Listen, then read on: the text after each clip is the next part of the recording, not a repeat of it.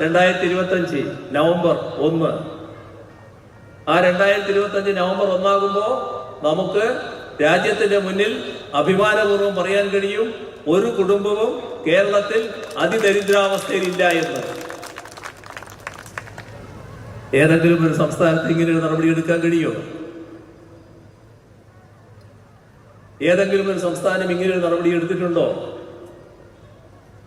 ഇത്തരമൊരു കാര്യം ആലോചിക്കാൻ മറ്റേതെങ്കിലും സംസ്ഥാനത്തിന് കഴിയുമോ? അതാണ് വ്യത്യാസം.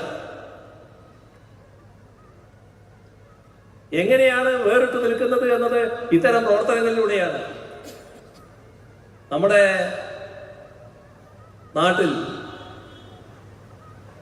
പൊതുമേഖലാ സ്ഥാപനങ്ങള്,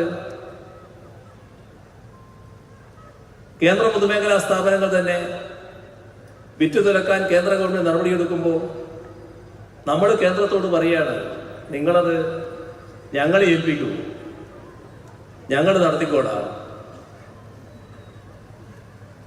ആദ്യം അതിന് അനുകൂലമായിരുന്നു, പിന്നെ മാറി. ഇപ്പൊ അത്തരം നടപടിയെടുക്കാൻ തയ്യാറല്ല. എന്ത് സംഭവിച്ചു? HNL സ്വകാര്യവൽക്കരിക്കാൻ തീരുമാനിച്ചു. നമ്മൾ ഈ ആവശ്യം ഉന്നയിച്ചു, തരാൻ തയ്യാറായില്ല. നിങ്ങൾ പരസ്യ ലേലത്തിൽ പങ്കെടുത്ത് മറ്റുള്ളവരുമായി മത്സരിച്ചെടുത്തോളൂ എന്ന നിലപാടാണ് എടുത്തത്. നമ്മൾ ആ മത്സരത്തിന് പോയി, അത് സ്വന്തമാക്കി. ഇപ്പോ കേരള പേപ്പർ പ്രോഡക്ട്സ് എന്ന ഒരു കമ്പനി നല്ല ഐശ്വര്യത്തോടെ നടന്നു വരികയാണ്. ഇതാണ് വ്യത്യാസം.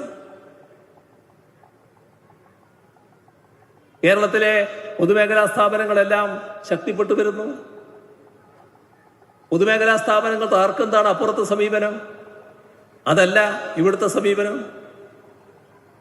പൊതുമേഖലാ സ്ഥാപനങ്ങൾ തകർക്കലല്ല, പൊതുമേഖലാ സ്ഥാപനങ്ങൾ ശക്തിപ്പെടുത്തലാണ്. ഈ നില